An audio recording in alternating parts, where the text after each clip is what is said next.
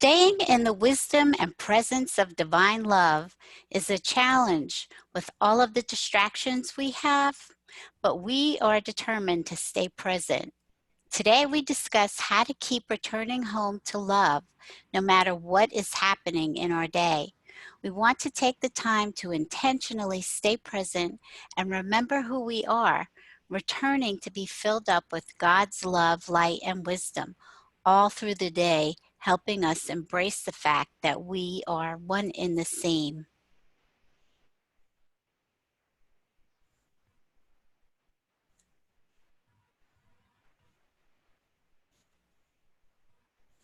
Angel Heart Radio programs should not be used to replace your legal or medical advice, nor your own sound judgment. In truth, nothing can dim your magnificence. You are a divine spark, a universal light. You are here on purpose. You are part of a divine plan. And it's our joy to support you. We're here to celebrate you. Welcome to Angel Heart Radio. Powered by love, Angel Heart Radio is brought to you by AngelLight777.com. A Divinely Ordered Life with spiritual teacher Deb Goldberg on Angel Heart Radio starts now.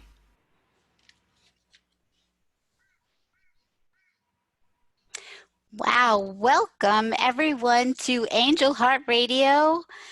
This is a Divinely Ordered Life podcast, and I'm your host, Deb Goldberg, and it brings me great pleasure to be here with you today.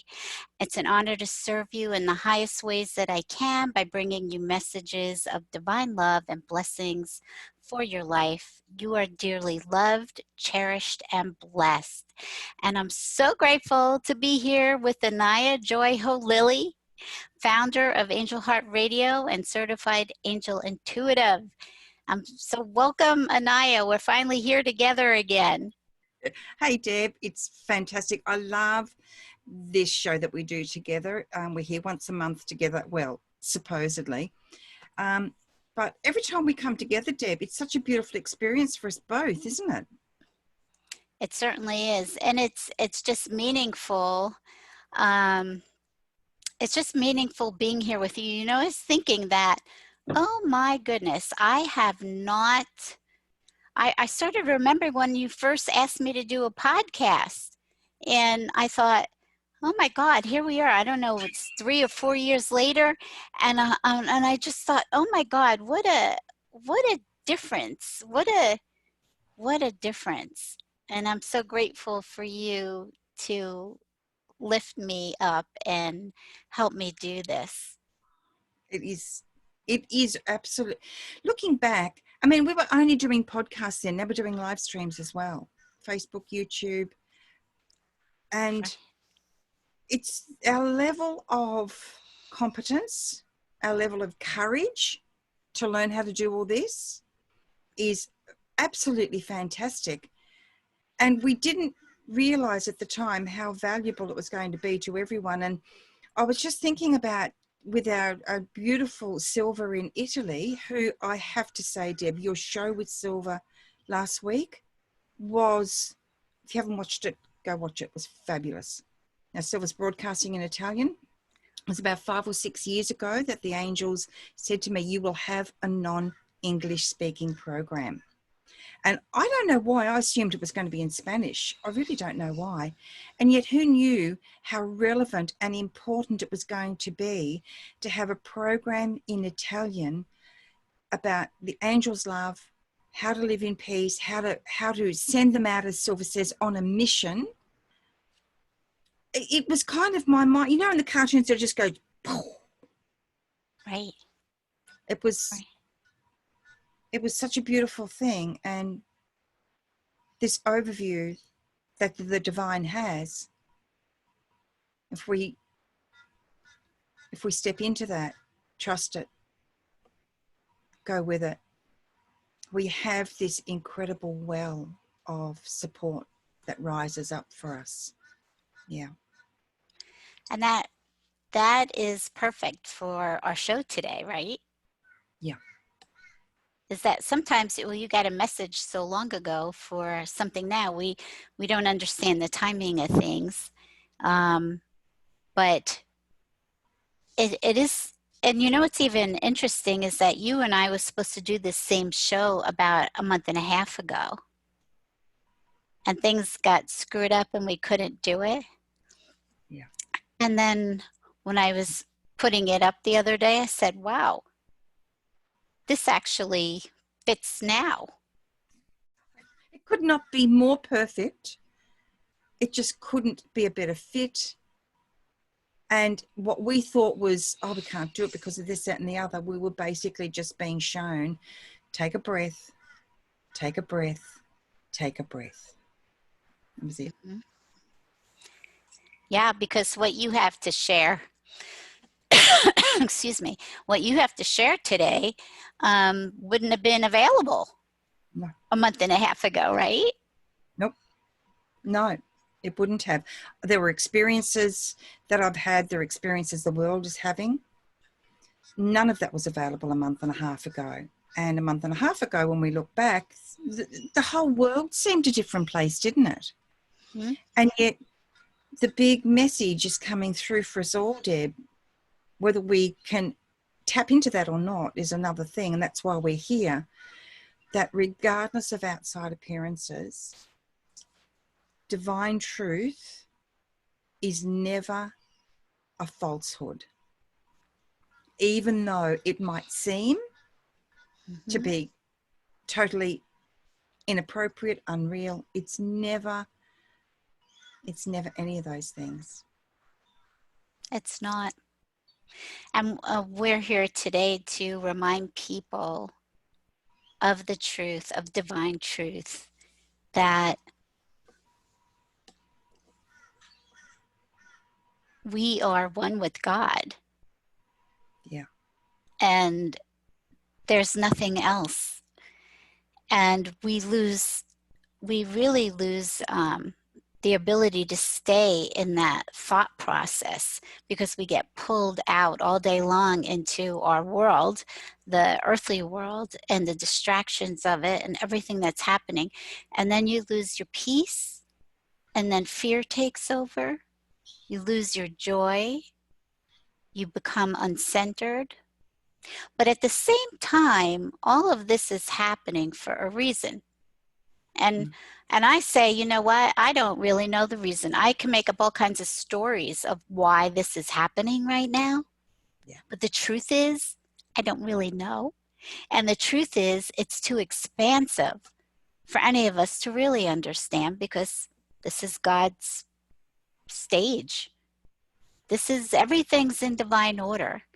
So what's going on right now, how that affects 10 years from now, 50 years from now, 200 years from now, I have no idea.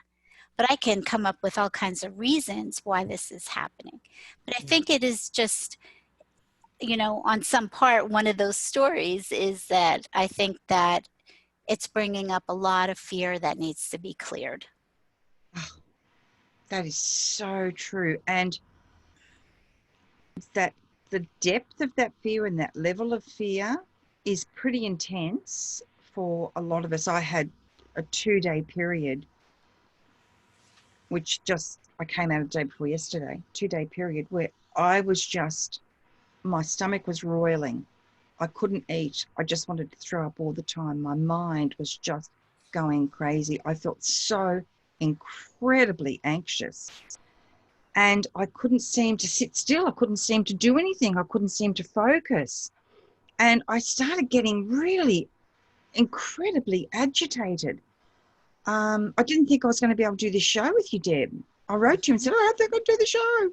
I was supposed to be doing the meditation today on Enlightened World Network. Thank you, Carol Ann, for stepping in, Carol Ann Cross. And the thing is, there were deeper blessings there that I didn't realise either. But what really came about for me was when I began to, I kept thinking, okay, what are my tools? What do I do here? Okay, so I can't run from this and I can't hide from it, but I don't want to be in it either. But I began to just start talking to God and the angels, because to me they're one and the same. Angels are not God. They are divine messengers from this beautiful creator that we all are so blessed with. And I started to realize that there was something deeper going on as well. So all the pieces started falling into place, Deb. A couple of months ago, I went to see my doctor and had some blood tests. And one of the tests I had was for my insulin levels. They were very high. And she said to me, you are not diabetic, you are not diabetic, you are not diabetic. If you want to stay that way, you need to address your diet, because I've been a sugar fiend virtually all my life. I mean, you know, some people can have a few glasses of wine, I can have a few pieces of cake, you know. And then I realized I'm in grief. I'm not eating the sugar. And that's been my traditional go-to. So for some people, there's a friend on Facebook who hasn't smoked for 20 years and she's desperate for a cigarette. Right. So, yeah, so that's a deeper level on that physical, emotional, mental connection that's always been my comfort. If I'm stressed or upset, I think I'll get some ice cream, or I'll go and get some chocolate biscuits or something. Mm-hmm. And now that I'm making that choice that I actually don't want to live that way anymore, at a time like this when I have been feeling anxious and uncertain, I automatically want. Gimme. So when I put that together with all the other things, all the energies, I went, oh, thank you, God. And thank you, me. Thank you for just sticking with it. Thank you for not deciding to get cake. I choose to live a different life than in the past. I didn't even notice. Just ate cake. Oh, cup of tea and cake. You know, it's like, oh. Now, when this is all said and done, we're all out and about again. If I go out and have coffee and cake, I'll have coffee and cake. But I don't bring anything to the house anymore. So I'm changing the way I do things. I may not have cake with my coffee. Who knows? We'll wait and see. But it's a good reflection, Deb, isn't it? It certainly is. And it's amazing that you actually realized it, because a lot of times we're doing those things and we have no idea that we're doing it. And, you know, so I could use food as a go-to, or busyness, you know, like working or whatever, you know, people can use exercise as a way to avoid their feelings, drinking, drugging. I mean, there's all kinds of things that we can do to avoid sitting in the uncomfortability of our feelings. And it really takes training yourself to do it, to be aware of it, and to want to understand what's happening within you, rather than try to bury it, or, you know, go into denial that you're feeling a certain way. So it takes a lot of practice, because, you know, we could do that every single day, right? Courage. It takes a lot of courage. Mm-hmm. Yeah. A different kind of courage. Mm-hmm. However, and you know what? And I haven't shared this before, Deb, but something else happened that I got an even deeper understanding of my need for sweet things. Goes all the way back to when I was an infant. And my mother told me that she tried to feed me for 6 weeks and I screamed day and night. And it turned out her milk wasn't nutritious. So if anybody's ever experienced breast milk, it is super sweet, sweeter than anything you'd probably imagine. And then one night she took me into bed because she was exhausted, obviously, and she fell asleep. And when she woke up, I was gone. And I somehow ended up at the bottom of the bed and she thought she'd killed me. So there was this major fear, major need, major bonding with my mum. So when I'm in fear, I realised, Mum came in and helped me with it. This is about me as an infant. Mm-hmm. A little infant. So now it's the work, isn't it? I've got this beautiful bear. And you taught me this, Deb. hold her as an infant, do my inner child work with her, rock her, let her know she's okay, that she's not starving, that she's not going without, and she certainly will not die if she doesn't get what she needs right now. Right. But there's a very deep avenue, if we're able to explore that, that will change our understanding of ourselves, our respect for ourselves, our relationships forevermore. That's such a beautiful share, Anayah. And it's so true. We're being driven a lot by younger parts of ourselves, and we don't realize that it is a younger part of ourselves that is craving something or wanting to do something. And it's habitual. It's been so habitual that we just don't understand it's coming from a long time ago. There's a part of us that's crying out for love at the moment. Yeah. And it doesn't know how to do it other than to reach for sweets or something that's going to change the way that we feel or distract us from our feelings. And make us feel like we're okay, make us feel safe, make us feel nurtured. It really is like, I'm just getting it now, it's like walking out into a crowded street, feeling lost and alone, and you've nowhere to go, you've no friends, you've no family, no one recognizes you. And then all of a sudden, God puts a map in your hand. Oh. It's really loving. Really deep for me. God puts that map in your hand and says, look, I know exactly where you need to go. You're never lost. I've always got the map and I'm always sharing it with you. Are you looking? Yeah. Are you willing to look? I think that's what it comes down to, is it, are you willing? And yeah, true. Because sometimes we look, but we don't see it, recognize it. Doesn't seem to make sense. But it's expanding the willingness. It's like with our hearts is expanding. It's like if that's a book, if our heart is a book, God's just showing this now.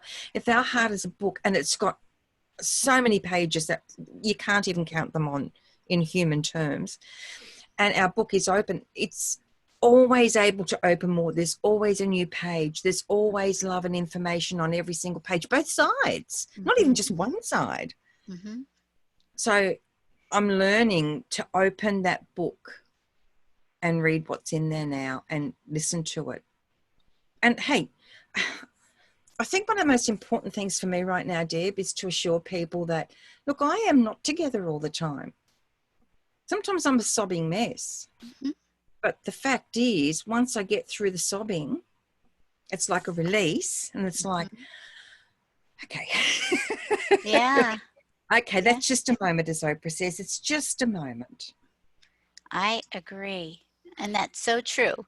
So yeah, I go through those too. At times, all of a sudden, I get a wave of feeling. Like I think it was last week, I went through so much sadness and grief came up.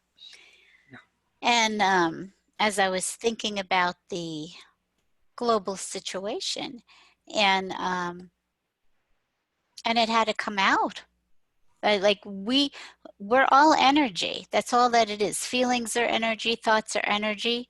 And it is important for us to move this energy out. Yes. And we're not used to feeling our feelings. We can't move it out. We contract, we stuff it in, and then we get some other problems, whether they're physical pain or something like that. So it's really important right now for everybody to be feeling their feelings and being compassionate with yourself and loving, and at the same time as staying in truth,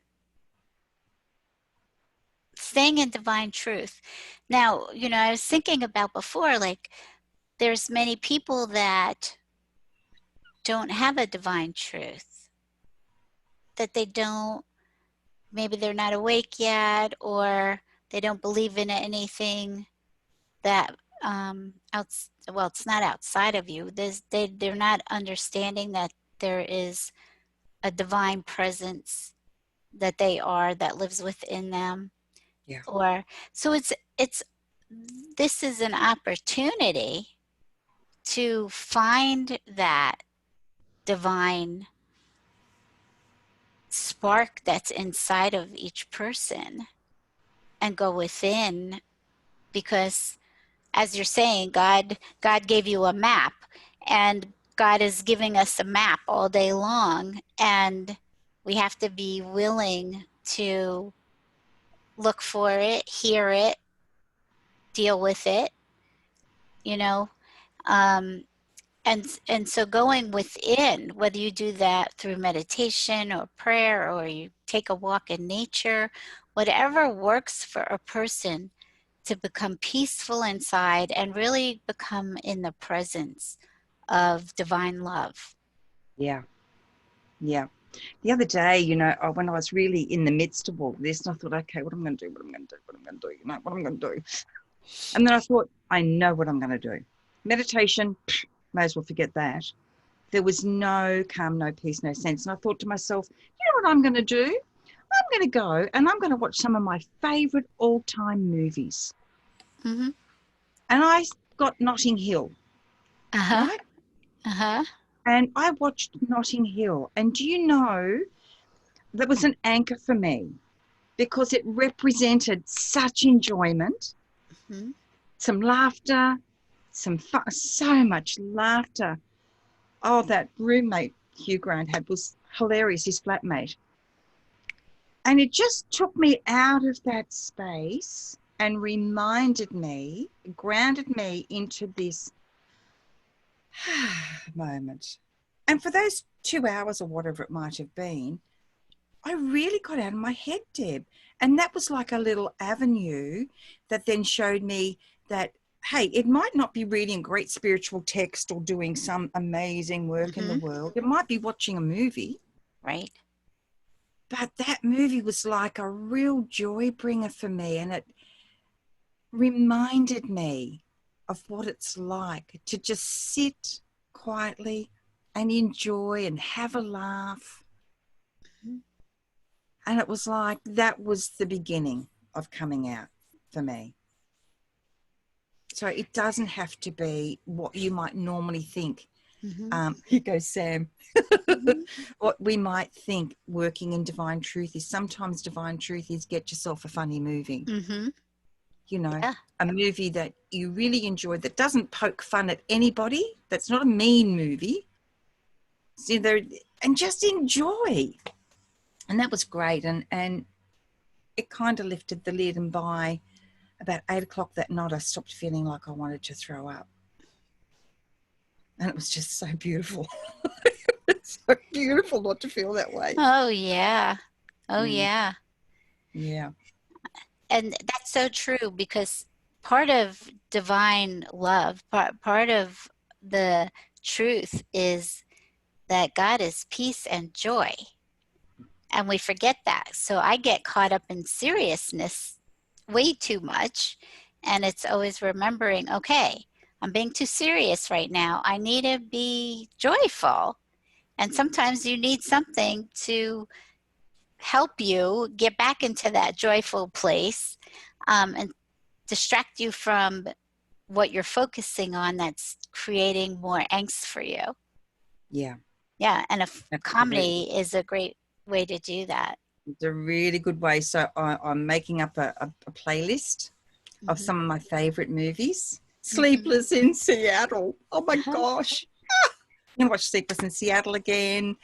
And especially right now, because, we're not getting out and about. We're not, and I'm such a people person. Having the human contact, which feels like deprivation to me, is one of the things that I have struggled with the most.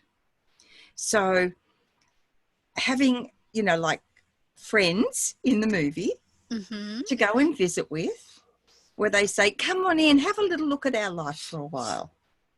We'll help you, we'll help you lighten up a bit. I think it's a beautiful thing, and I think it's important that we don't judge ourselves. We're just, as you say, we're just compassionate with ourselves, because I can be very harsh on myself. I should be, and as Louise Hay says, please stop shooting all over yourself. And one of the things Louise taught me that I forget to use a lot, but when I remember, it's really powerful for me. When I feel like I should, in her book, You Can Heal Your Life, one of the exercises is you write down, I think it's 10 things or whatever that you think you should be doing, and you write them all down. And then when you finish writing those down, you read them all through, and then you go back and you rewrite everything. And instead of saying, I should, whatever, you write, if I really wanted to, I could. And it just lifts the lid. And you know what? Sometimes we don't really want to. Mm-hmm. And that's okay as well. That will come. It will all come about. All this is going to bring us into much closer connection with ourselves and our communities. I mean, imagine, oh my God, imagine the first day you're allowed to go out and hug someone. Mm-hmm. Now, we're not on lockdown here at the moment, but I have chosen self-isolation, and we have a lot of measures in place, but I think lockdown is coming for us sooner than we think. And yet I've decided that I'm not going to be in lockdown. I'm going to be in choice, Mm-hmm. to be a proactive part of the solution, because our words are powerful, as we know.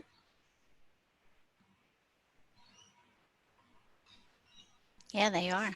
They're very powerful. And what you're talking about is the choice of, do I see this as I have to or I should, which is victim consciousness, versus I'm making a choice that I want to do this. I'm choosing to do this. And I'm choosing to follow along what I'm being asked to do, or I'm choosing to do whatever. And when you say it in those terms, it feels very different than I have to, or I should, or somebody's telling me to do this, right? Yeah, completely different. And it's a really great thing for me, because it means I'm standing in support and solidarity with myself, my family, my country, my community, my neighbours. And really, that's what our work's about, isn't it, Deb? How do we be supportive in a nurturing, loving way? That's what everything comes down to, for ourselves and for others. And I've really got to see just recently how staying calm, which sometimes is a big stretch, I understand that, I really do. But when you can find a way to come back into calm, for me, it was Notting Hill. Thank you, Notting Hill. Coming back into calm reminded me of what that feels like, so I could then tap back into that feeling. I could anchor back into that feeling, because my mind was in such a panic and such a race, and I was terrified of everything. I was terrified of touching anything. And then I started to realize that terror of the angel said to me once, fear not fear, for fear is your friend. For it is in fear you will find the places that need loving. Mm-hmm. That's beautiful. Yeah. And it's so true. Yeah. But we're not taught that. No. So it's really, it's a beautiful way to actually look at fear. And it's a really nice way to embrace the fear when it's there. Look at it, question it, love yourself out of it. And for me, I can't do that unless I'm anchored in God, helping me understand what that fear is, recognizing when it's there, recognizing when I've been pulled out of divine truth. So the anchoring is constantly coming back home to your heart, to your divine connection, to who you are. There's I've been reading a lot, you know, and because I want to stay focused in what I'm told, and reading just even my own journal notes that have come through, and some other things that I've been reading about contemplative prayer. And there has to be moments during the day where you kind of pull yourself back from, you know, you got to scrape yourself off the ceiling. That's what you're saying that this movie helped you do. You have to find ways to do that. For me, it is I have to touch base all day long. Yeah. Within. Same. Whether it's the angels, whether it's God, whoever you feel comfortable with, so that you can always stay, excuse me, you can always stay in your peace. Yeah. And even if it doesn't keep me in my peace, Deb, it keeps reminding me that it's there. Yeah. I'm just not recognizing it or feeling it, you know? But it's always there. Even look, the angels wrote a fantastic post the other day called something. It's on Angel Light 777 on the angelic support page. And it was all about exactly what's happening and what we're talking about. And they gave really simple, clear instructions. And this morning they came through and asked me to record it.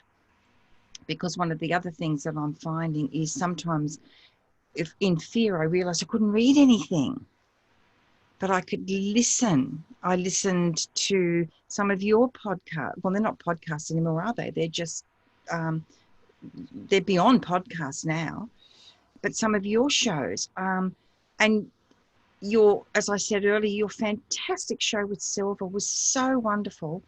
There are so many amazing opportunities in Light and World Network, Terry Angel, and lots of other things as well. So if you can't read something, listen to something. You can put it on. You don't even have to sit still and listen. Just put it on and listen. Pace, clean, whatever it is you're doing, and just listen. Because that vibration comes right through our beautiful ears and begins to instill in us the truth, a sense of safety and peace and love. It's incredible that for those of us who do have the gift of hearing, I mean, it's a gift. Let's use it. Let's embrace it and love it and give thanks for it. And yeah, and you can always be, everybody can hear. It's just, you have to kind of be attuned to it. Well, right? I'm talking about physical hearing for people who aren't deaf, but for people who are deaf, there is spiritual hearing. We know that our ears are kind of like what we think we hear with. Right. Even playing something beautiful, if you cannot hear it, the frequency, that vibration goes through us, into us, supports us and loves us. We're talking about frequency here, aren't we? We're not talking about words, even though we know words are important. It's the frequency of the words. What is the encoded light language of what we are reading, listening to, and saying? So if you're constantly on Facebook and other social media and the news and watching everything you can, that frequency gets very heavy. I mean, it's like cement, and you will feel like you have a lead weight pressing down on you. Once you step back from that, it's amazing how things begin to shift. And they will shift. But the choice to step back from it can be very challenging because we feel like we've got to know. And the truth is, we already do know. We just don't know we know. And this is saying to us, what is your choice? What are you? You can choose anything. You can choose the greatest level of fear, or you can choose to have deep love and support. It's up to you. So much of what we do on this earth experience is what we're just doing is experiencing whatever's outside of us, whatever's happening outside of us. And the way that we experience it will set the pace of what happens next. Mm. And so we have, you know, that's our free will is deciding, am I going to keep allowing things to shake me? Or am I going to step back and say, what is this? I don't understand why I'm going through this, why this is happening, or whatever it might be, and try to get some spiritual help to understand it. But everything we do is just experiencing what's out there. And what's out there is all love. But we look at it and say, oh, that's bad, that's good, that's wrong, that's right. So my big lesson this past week was God telling me I need to not look at anything as wrong or right, good or bad. I need not put a label on what's going on right now. Because once you start putting a label on, or you say, okay, this virus, I have a label, it's bad, it shouldn't be happening. And so then that creates all of this experience then you have then, because you're looking at it through a lens of fear and bad and or wrong. And like I said, before we even got started, that I don't know why this is happening. I can make up all kinds of stories of why it's happening, but the truth is, I don't know why it's happening. I don't know, because we don't understand the mind of God, the infinite intelligence of the expansiveness of what is happening right now. So all I was told is, don't label it. It is what it is, and just see it that way. It just is. And for me, it is standing in well-being and each day getting stronger of not feeding into fear. And if I have a moment of fear, I let myself have it, and I laugh, because I think I read something yesterday about how the virus might live on metal for like 12 hours or something like that. So I'm like, well, maybe I'll just go clean the faucet off with Lysol or something like that. So I let myself do it, and afterwards I'm like, okay, it's all right. It's okay. But now let's let go of that. That you know you are safe. You know you're safe regardless of whatever happens, and that I'm focusing on rapid healing, rapid recovery, well-being. Yeah. For whatever this is, that's I'm seeing it as, it's, if this is God's stage, whatever's happening, we can say we created this virus, but the truth is it is how you're experiencing it is what you're creating. And instead of looking at it that it's there, God created this illusion for us. Whatever is there for a purpose. I don't understand it, and I just need to trust. I need to trust and have faith that all is well. Everything's in divine order. It's already done, because there is no such thing as time, right? Exactly, right? There's no such thing as time, so this is already past. And I, we get stuck in believing that things have to take a long time, and they don't. No. It's that old analogy, isn't it? It used to be the video cassette. It can be anything, that you play a movie and the library's infinite. Which one are you going to play? But when you're watching it, it feels so real. Mm-hmm. Yet we can eject it, we can stop it, we can pause it, we can step out of that field, we can choose something else. Now, there's something else that's just come into me that I want to say. Now, I'm well, I'm happy, I'm healthy, there's no problem. But I just feel really prompted to say this. If anyone you believe, it's almost like, well, if someone's going to get through this, they will. If for any reason I chose to leave the planet, it's choice. My soul's chosen that. And I want you all of you, to focus on that, because there is no death. Even though for our loved ones left behind, you know, when mum and dad passed, it was so shocking to me and it rocked me for nearly 2 years. However, I learned a lot about it through that time. It's the focusing on love. It's the staying in truth. It might seem like, okay, we've got to go with something. You know, it's like when Wayne Dyer left and Louise Hay left. They didn't leave because they had whatever, and didn't leave because they died. They left because their work called them to move on to a different frequency, another plane. Their work continues. They continue. We are endless. We are infinite beings. And even though it doesn't seem possible when we're in deep grief, and it's important to have your grief, denying grief will never help us heal. I'm just trying to say to you, sometimes people choose to leave this earthly plane to continue their work off planet. It's not a sign that someone who you think would get through or should be more, or was more spiritually aware or whatever, which none of it's true anyway. If it's going to happen to them, what hope is there for everybody else?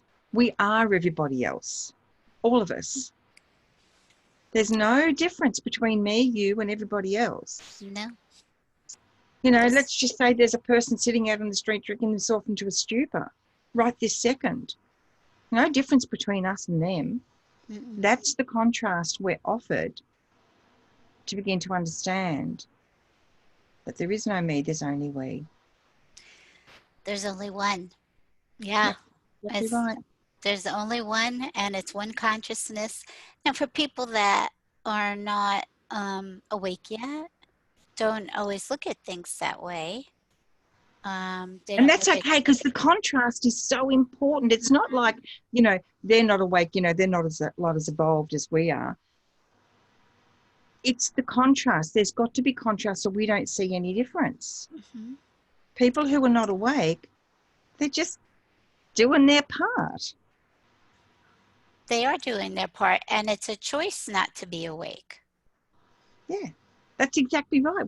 It's exactly right. It's not a good or a bad choice. Mm-mm. Sometimes the choice is when we're not awake and we bring that contrast in, you know, just imagine before you come in and you're having, you know, get together, you say, okay, it was like that story most people have heard. And someone says, the soul says to God, I really want to learn about compassion. Send me back to learn more about compassion. And God says, okay, I'll send you back to learn about compassion, but you do understand, don't you, that you're going to need a lot of compassion in order to learn about it. Mm-hmm. There you go. So someone's got to come in and play the role of the reason, the seeming reason why you need compassion. I mean, it's very simplistic, but it kind of, yeah. I think it's a great explanation. I think it's a great way to look at it to help understand why there's so much diversity outside of us, but all of the diversity you see outside of you is inside of you. It's your consciousness that you see outside of you, and we can feel one way and completely the opposite on the same topic. We can feel another way. So we're only seeing consciousness, and I guess I was saying that you're seeing your love and you're seeing your fear outside of you. Yeah. And I think this time it's teaching me probably, I was going to say more than ever, but that's not true. But it's bringing up again the diversity of my human experience and how real it seems. Mm-hmm. And yet at the same time, now being out of contact, physical contact with people, how beautiful. I was talking to my stepmother, June, the other day on the phone, and I said to her, imagine, June, just imagine. One day I'm going to drive over to your house and you're going to come out and hop into my car right next to me. And we're going to go to a cafe and we're going to sit down near people, touch surfaces, order food, order coffee, and talk about inconsequential things. Isn't that extraordinary? Right. Right. So it changes things for It us does. to have this experience. Yeah, it's a great way to reevaluate, to reevaluate your life, how you think about things, what you're doing with your life, your happiness, your connections, your connection to yourself, to divine love, your creator. It's such and to be more grateful for the freedoms that you have. Mm. And taken for granted for so long. So, Yeah. I can't tell you how many times I've thought, I've got to go and do the darn grocery shopping. I don't want to go. I don't want to go. Oh, bugger, I'll have to go. Who knew that a day would come and you think, oh, imagine walking into the supermarket. Yay, I can go to the supermarket whenever I want. Whenever I want. And there'll be other people there. And I can say hello to them and maybe even touch them. Shake hands, give a hug. I might meet someone that I know. It's perspective. Everything really is perspective. And when our perspective goes through a seismic shift, it's like if we imagine, an earthquake and all the earth opens up and it's terrifying, but then suddenly you realize, oh, there's a whole beautiful world in there I never even knew existed. And you look into that world and you think, thank God for that earthquake. It is. This is reframing your whole way of how you see things and having the ability to shape your own experience of what's going on by choosing how you want to see it. And I think that's really difficult to do if you don't have faith in something. If you haven't experienced divine love in whatever form that is for you, it's kind of really hard to shape your experience without fear that you can be in peace and you can be in unconditional love and joy amongst the crisis that you believe is going on around you. And this is the journey. This is the spiritual journey we all walk through right now is practicing having, and it's not so much emotional control.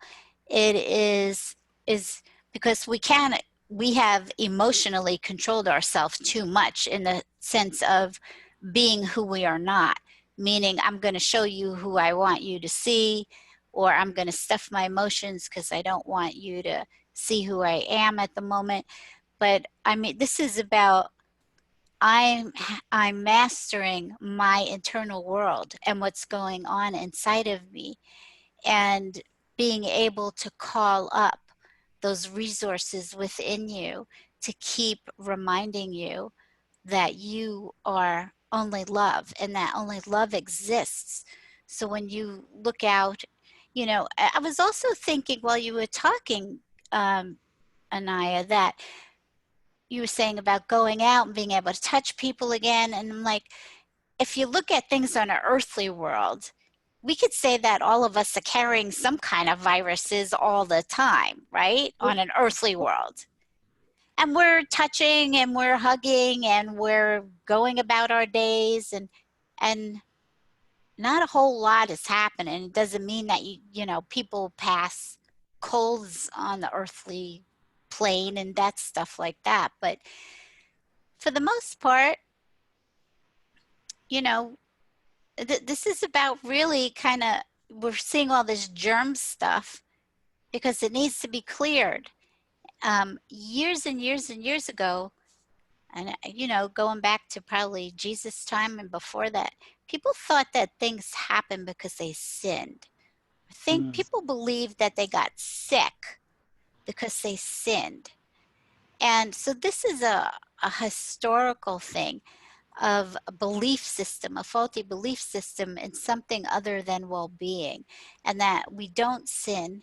We're innocent. Every single person is innocent. You are divine love. You can't be anything else but pure perfection and innocence.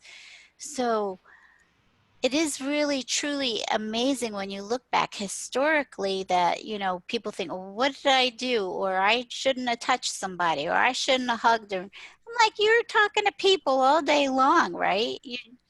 Yeah. If you believe in that stuff, everybody would be sick all the time. But the other thing that came to my mind is I thought, this is a really bizarre timing. We're coming up on Passover and Easter. And I was thinking about this virus, and I believe everything is a historical pattern that just keeps repeating itself in another era. But it looks different because the era is different. And I thought, how different is this really, other than the fact of everybody wanting to put lamb's blood on their door jamb so that the angel of death does not come to their house, right? Yeah. Passover. Yeah. And really, when we look at lamb's blood, what is it representing? Is it representing innocence? Look at a lamb walking through. We look at a door as our entry to things. Coming through innocence, like you say, our divine innocence, our divine perfection. When we start, and I saw this really cool post on Facebook this morning. It touches exactly what you're talking about, Deb. So I just want to show you guys what it was. It was about the historical aspect that you're speaking about. It's on my page, and I can't find it. But it was a note from someone's diary in 16 something or other, and it was when the plague was rampant, and he noted that there were people outside talking and gathering without any thought about the need to just let this come to pass, right? And the measures to take. And it's like, well, look at that. That was back in 1600 and something. And here we are in 2020.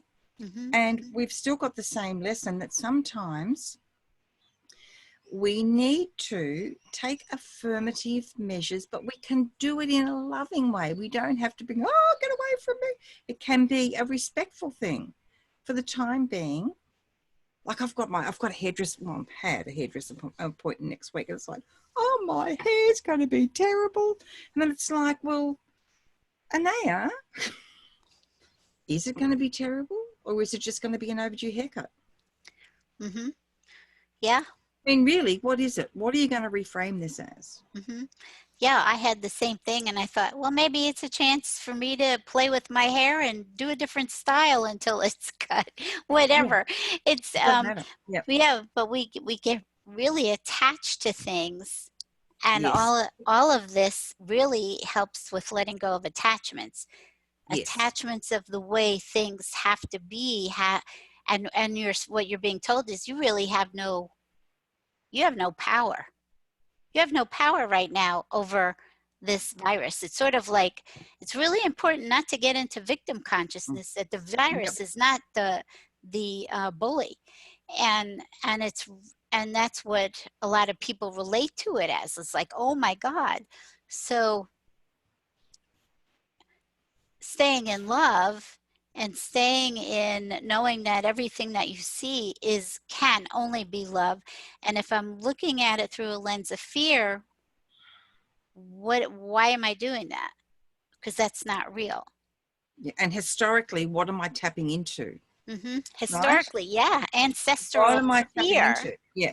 Yeah. Because, as you say, and it can be a bit to get your head around, but with time, as we think as a linear thing. Of course, we know everything is concurrent. There is experience is concurrent. Life as we know it is an illusion, a matrix, right? And yet we're here to live it, enjoy it, grow with it, learn from it. And for me, it's about this, the grand opportunity. Now, some days that opportunity is just going to feel like POO, right? And other days it's going to feel like a gorgeous flower, you know, just blossoming in a fabulous meadow. And yet the poo fertilizes the same flower that I think is so magnificent. Right. So, you know what I mean? It's getting your head around the shift in consciousness, because that's what we're being required to consider as an option for ourselves right now. The shift in our personal consciousness, which is global consciousness, because there's no difference. And isn't it interesting that in a few weeks it will be the resurrection of Christ consciousness globally, consciously? So it is a very interesting time that all of this is happening. Yeah, it is. And the gift of all of these experiences mightn't seem like much of a gift right now. And at some days, for me, it's still not going to feel like a gift. You know, there's just going to be moments. There might even be moments later on today. Who knows? But like you, Deb, I do have a very strong faith and belief that there is a divinity to everything that's happening. There is order. There is rhyme and reason. It's like, I know there are songs in the world, beautiful songs, magnificent songs that I've written. I don't know the music, I don't know the words. But it doesn't mean to say those songs don't exist just because I can't sing them. But if I learn the words and understand how to harmonize with the music, all of a sudden that's a whole new song I can sing. And it's, again, I'm reminding of the angels when they said, sing your song of love into the world. The choir needs many voices. So beautiful. So beautiful. Yeah. Yeah.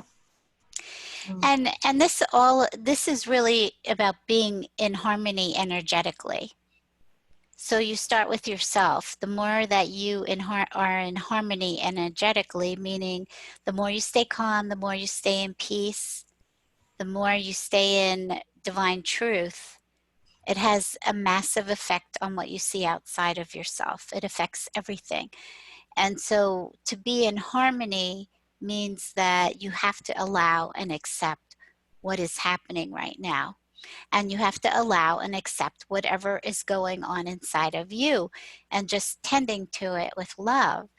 And the more you allow and accept, rather than you saying, oh no, this shouldn't be happening, or this is too scary, or this is gonna kill me or somebody else or people I love, or if the more you are against it and creating resistance, it creates so much havoc inside yourself, and it will create more havoc outside of your life for you.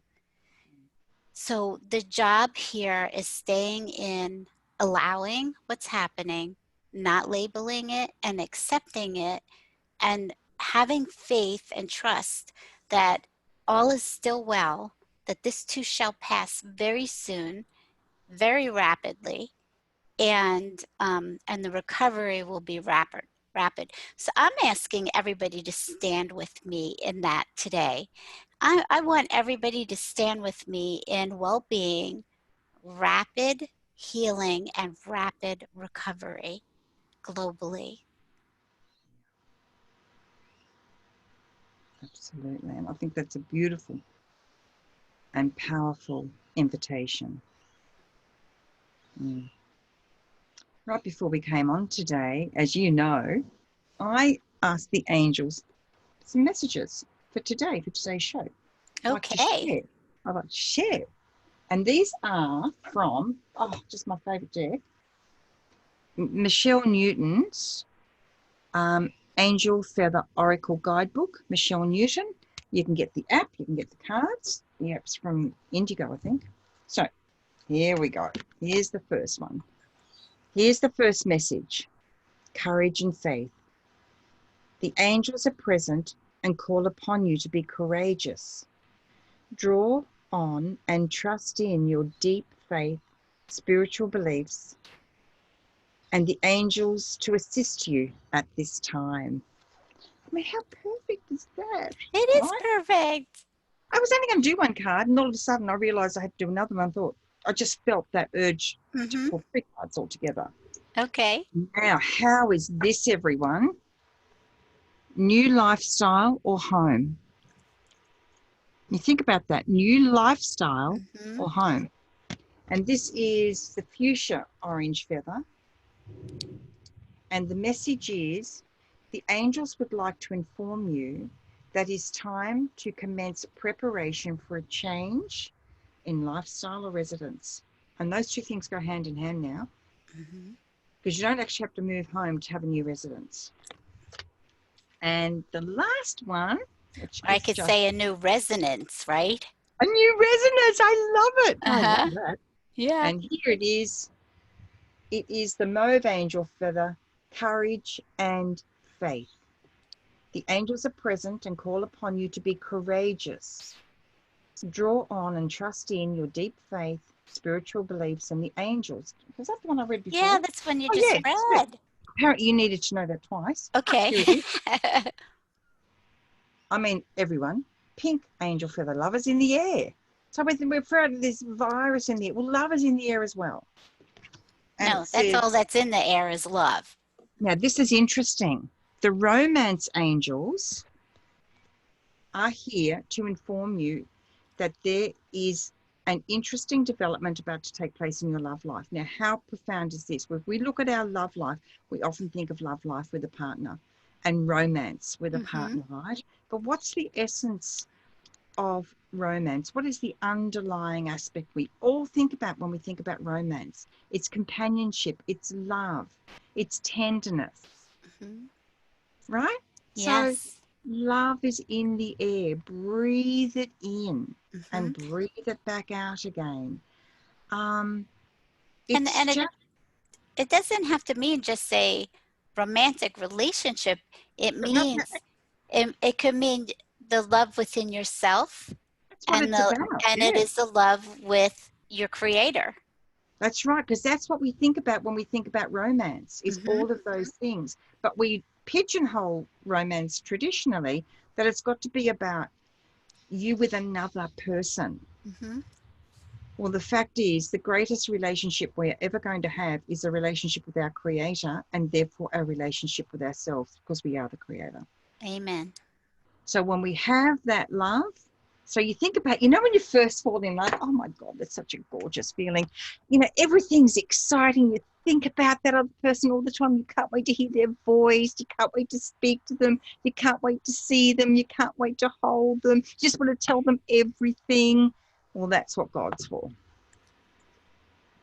And it can be look, unconditional love, the universe.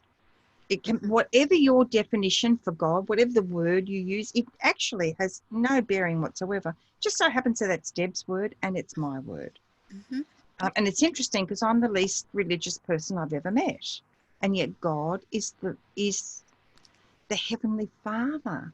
Oh, it's just beautiful to have such a beautiful father and mother and brother and sister. All of that. So all of it is all wrapped All of up in it. one loving, divine, blanket, spark, experience, existence. And there And is no other love like it. no, there really isn't. Now, look, I've had many relationships in my life and some incredible passion. Like, I'm talking like mind-blowing passion that everybody thinks they want. And yet, when it came to the end of the day, Deb, I began to realise that it was so fleeting because it wasn't based on anything that had a solid foundation. It was based on my need to get something so I would feel something. Right. So having this amazing experience of falling in love with myself through God's eyes, which doesn't necessarily never judge myself, because we all know that I do, but falling in love with myself through God's eyes, I have never experienced a tender, exciting, passionate, fun, expansive relationship in all of my life, not even with my children. Yes, because I having agree. that relationship with myself expands my relationship with my children and everybody else. It certainly does. It's not a separate thing any longer. And it means that, look, I don't have a partner in my life. And a lot of people say, I'm on my own. I don't say that. I say I'm having a fabulous relationship, and that relationship is with myself. I mean, really enjoying my relationship with myself. Hey, I'd love a partner in my life, but I no longer need one. And that's a huge shift. It's a It is a huge huge freedom, shift. especially for someone who was always so codependent. Mm-hmm. You know, there were days, there was a period, a long period of time. I ran everything past my partner or husband. Do you like this dress? Do you like my hair like this? Do you like this color? Do you like these shoes? Am I fat? Am I slim? I ran everything past. And if they said, I don't like your hair, I never, ever wore it that way again. And it took me a long time to understand they were giving me such a gift to say, well, I don't like it, but what do you like? Even though they couldn't say those words. Right. Such amazing teachers and opportunity bringers. Totally. Yeah. That's divine love in action. It's divine love in action, even though it doesn't feel like it at the time. I know. But we can choose another path entirely.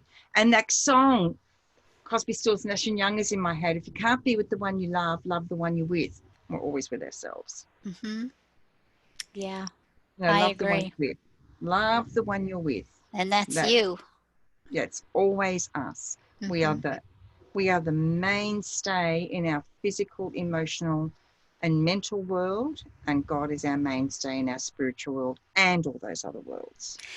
And I spoke last night on divine relationship recovery that God has taught me that all there is the two of us, meaning it's God and yourself. Nothing else exists, and God and yourself is one.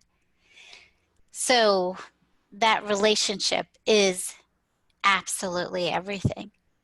And which is, I know that's a hard to kind of wrap your head around when you see all these people outside of yourself. Yeah. And but it doesn't stop it being any less true, does it? No, it doesn't. It doesn't. Yeah. And we've had an awesome show. I think we went a little later because it took us a while to get on with technical problems. And we've had Carol and Terry watching and Linda. And so we're so grateful to have you here with us today. And do you want to say anything, Anayah, before we get off? I'd like to say thank you. I mean, a deep thank you. There's been such a lot of support being shown to me. I mean, always, but particularly in these last few days. I put a post up. I decided to share how I was feeling. And the response, I was really surprised. And it was incredible to see how many people come out in support when you share in a positive way when you're feeling fear. Right? So thank you to all of you, and thank you to Terry and Linda and our beautiful Carol and everybody else who is watching or will watch. You are, what do I want to say? You just are. You are. It's that beautiful, and almost when I'm thinking of you are, it's almost like, and the word was on. Yeah, thank you. That's beautiful. Beautiful. So, when in doubt. And thank you, Deb. Sorry. And thank you, it's okay. Deb Goldberg. And everyone, Debbie N. Goldberg.com. And the Divinely Ordered Life series, get yourself, if you're not ordering books, get yourself the Kindle, because I tell you what, there is so much in that series, and we often forget to share with people because we think we might be selling, and we don't want to do that. But sometimes we forget to share with people how fabulous we are and what we've been given to share. So it's good to have someone else do it for us occasionally. So DebbieNGoldberg.com. And of course, Deb's on Facebook as well. And you can always reach Deb through Angel Heart Radio and Enlightened World Network. Thank you. Thank you so much for that, Anayah. And you can find my books on Amazon under A Divinely Ordered Life. That's it. And we know where to find you, Anayah, on Angel Light 777. Yeah. And it's a beautiful, beautiful experience being there, because it's like your books. It's a divine gift. It was given to me to share. So thank you. You're welcome. Thank you for being here with me. It means a lot. Yeah. I love you. I love you too. I'm going to get emotional now. I really just treasure you. Oh, same here. Same here. Yeah. So when in doubt, never underestimate the power of prayer. You are being listened to and heard throughout the universe, and it always responds in infinite and eternal love. Remember to go inside and listen for the whispers of heaven. I love you, and God bless you.